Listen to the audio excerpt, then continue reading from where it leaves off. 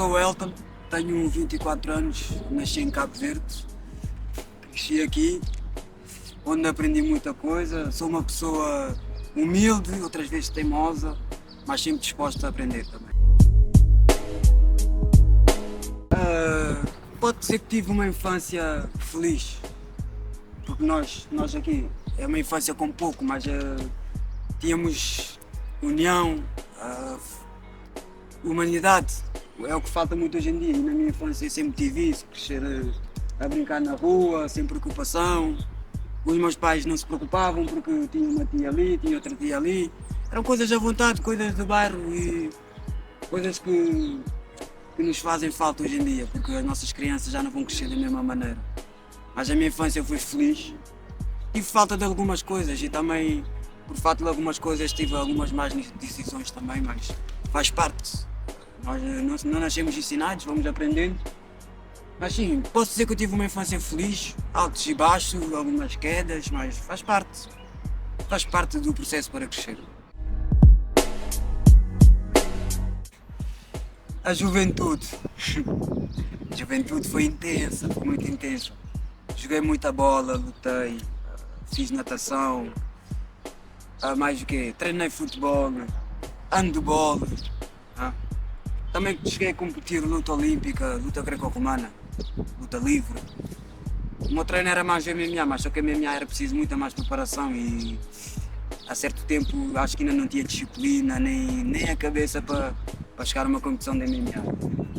Eu gostava mais de futsal, mas a luta completava-me mais. Como é que vamos saber digerir isso na juventude? Olha, fui fazendo um pouco de tudo, faltava um e ali, faltava outro e ali, porque nunca soube escolher o que eu gostava de fazer. Eu sabia que gostava de desporto em si. Andava de bicicleta, muitas coisas, jogava bola. A minha vida viajava assim, jogar a bola e estar com amigos. Era praticamente isso, andar de bicicleta. Mas depois, com a idade e o que nós vamos vendo, e exemplos que nós temos, nós do bairro, por mais que os nossos mais velhos façam coisas erradas ou não, eles são os nossos ídolos. Nós crescemos a ver eles.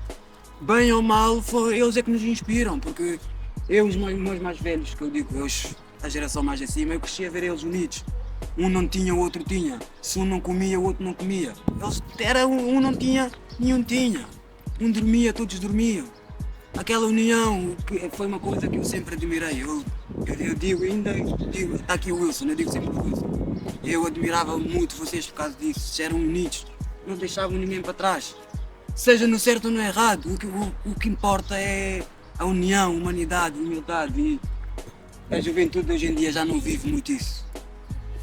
Olha, e depois começou a ver assim algumas partes, fiz algumas asneiras, mas faz parte do processo.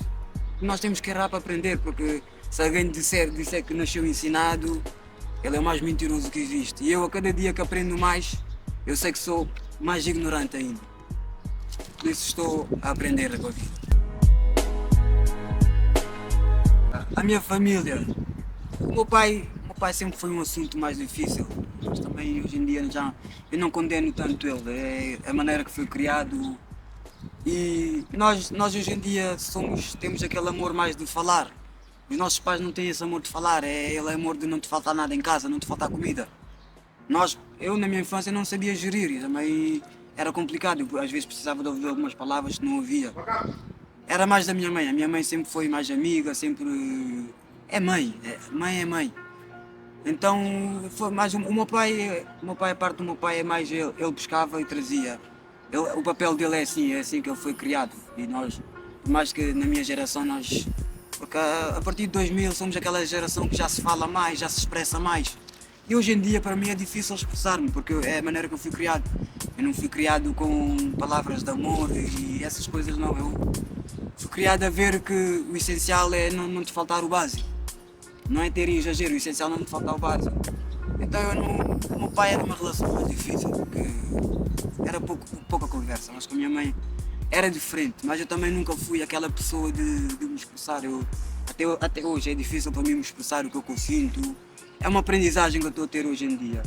Agora a minha irmã sempre foi aquela que fomos mais pegados, também somos mais novos, sempre falámos mais. Sempre tivemos aquela confiança, então posso ser aquela pessoa que sou mais próximo. Agora o meu outro irmão do meio é aquele que eu digo, é aquele é a minha metade, porque é uma pessoa que sempre admirei também. Sempre uma pessoa que eu sou apaixonada por ele é o meu irmão. Eu sou apaixonada pelo meu irmão.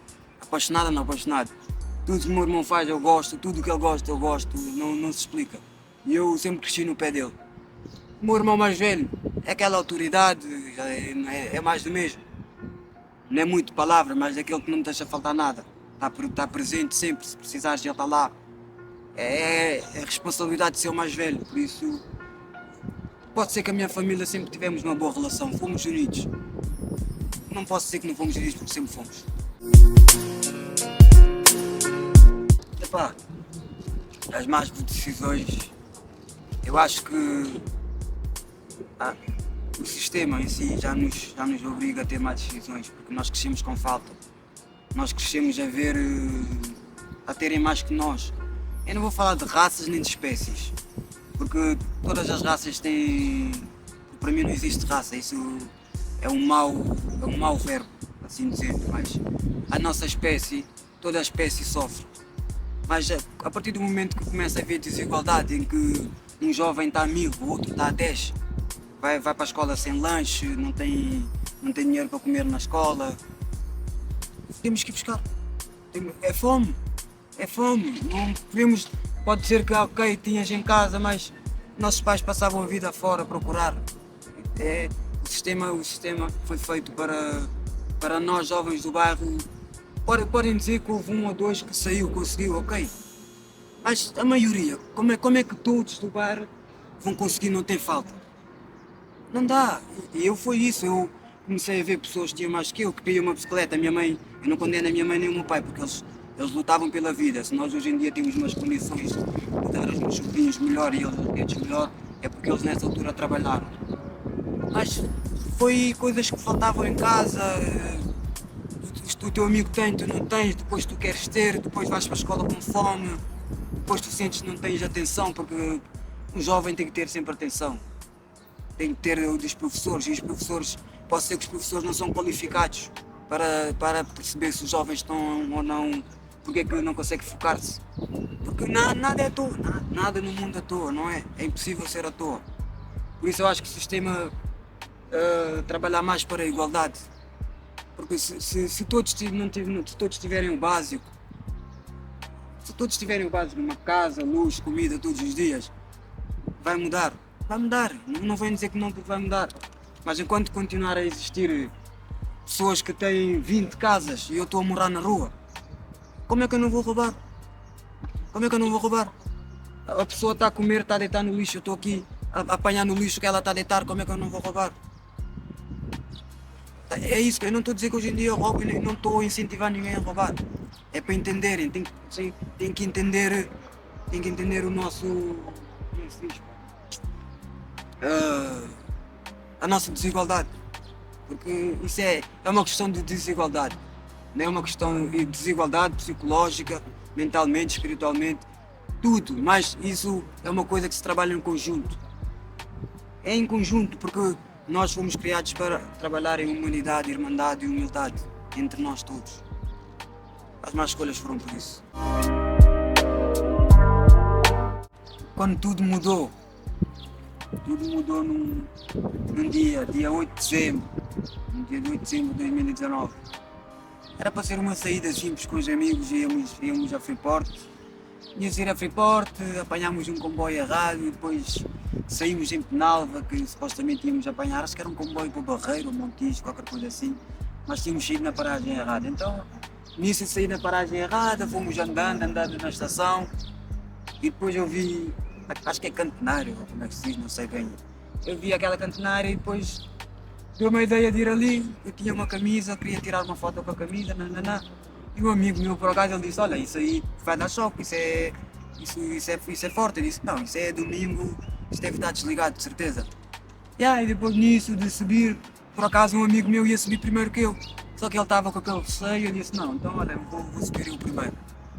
Nisso de subir eu primeiro, eu estava lá em cima a tirar a camisa, porque eu estava com uma suéte e queria tirar com a t-shirt, acho que é assim. Depois tirei, ao tirar a camisola bateu lá em cima, então aquilo arrebentou, mesmo antes da foto. Aquilo arrebentou, apanhei um choque e depois ainda, por acaso ainda acordei lá no sítio, já depois de apagar um tempo, acordei e os bombeiros estavam a chegar a mim, eu pedi a eles para me meterem a dormir, que eu estava cheio de dor e blá blá blá. Então eles meteram-me a dormir, depois levaram-me para o hospital, fiquei 2 meses e tal em coma, mas durante esse tempo eu ouvia, sentia, era como se estivesse acordado, mas só que o corpo não, a cabeça estava acordada, mas os olhos não abriam, nem o corpo respondia. Então foi assim durante 2 meses, blá blá blá. Depois quando acordei tinha muitas alucinações, não conseguia estar sozinho no quarto, arrancava os fios, tirava a sonda, tirava tudo, estava assustado. Depois eu estava cheio de gesso em cima de mim, não sabia o que era, parecia que tinha pessoas em cima de mim, sentia-me sufocado, mas era só do gesso e das ligaduras, sentia-me sufocado só do peso. Depois tinha perdido 38 quilos também, perdi 38 quilos, perdi uma perna, queimei este braço, mas este também foi o braço que entrou no choque, que saiu pelas pernas, ainda tem as pernas, também tem as suas danificações também, mas nada ao extremo, nada que para a vida. Depois, 7 meses lá nos cuidados de queimados, tratamento, todos os dias, mesma rotina. Eu costumo dizer que estar no hospital é como estar na rua, é como estar preso. É uma questão de cabeça, é uma questão de saber lidar. Nós somos homens, homens, mulheres, não posso ser coisa. Nós somos homens, somos mulheres. Nós aguentamos tudo, é só mentalizar a nossa cabeça, porque a cabeça já estava mentalizada de onde é que eu estava. Então eu durante esse 1 ano e 3 meses que eu estive no hospital, para mim era um dia após o outro. Era um dia mesmo após o outro, por isso que para mim estar no hospital não é uma coisa que me afete, nem é uma coisa normal para mim hoje em dia. Eu digo mesmo, estar no hospital é como estar na rua. Olha, isto tudo para mim é uma coisa normal. Eu costumo dizer que isto é carne e nós somos animais. Nós comemos animais, por isso um dia também o nosso destino é ser consumido por eles também. É igual, é a lei da vida, não podemos pensar que nós somos eternos. Por isso que eu não levo as minhas marcas como uma ferida. Isto é uma aprendizagem e acho que muitos devem aprender com isso. Mas com isso eu aprendi a ter mais calma, a ter mais escolhas, a saber lidar mais com as coisas. Mudei muito, tornei-me mais homem. Aprendi a valorizar mais coisas, a minha família, principalmente a minha mãe. Porque a nossa mãe, nunca vamos saber o que é que elas passam. Nunca. Por isso não podemos pensar só em nós, temos que pensar também em quem está à nossa volta.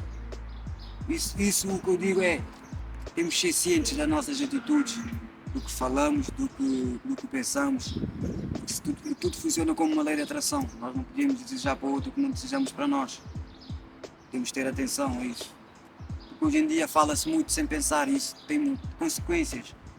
Acontecem coisas da vida e nós pensamos que é por acaso, não é por acaso. Um acidente não foi por acaso. Aconteceu por aquilo, a decisão daquele tempo, mas não foi por acaso. Se não acontecesse naquele tempo, ia acontecer antes ou depois, whatever, o que significa que ia acontecer. Eu por acaso antes do acidente eu estava a ter vários sinais, eu andava-me a esquecer das cenas em cima do fogo, várias vezes eu metia ovo para depois comer, ia dormir, esquecia-me, aconteceu quantas vezes, e depois passado umas semanas eu tive um acidente. É idêntico, o fogo, o choque vai tudo dar ao mesmo, porque eu quando apanhei o choque eu comecei a arder, a pegar fogo, por isso se formos a ver, a vida avisa, nos dá nos sinais. Mas nós para percebermos os sinais temos que ter observação, temos que pensar abertamente, livre, não podemos pensar só em nós temos que pensar no geral, porque nós não conseguimos fazer nada sozinho. Isto não se fez sozinho, eu não cresci sozinho, este vídeo não se vai fazer sozinho, vai ser trabalhado. É tudo uma humanidade.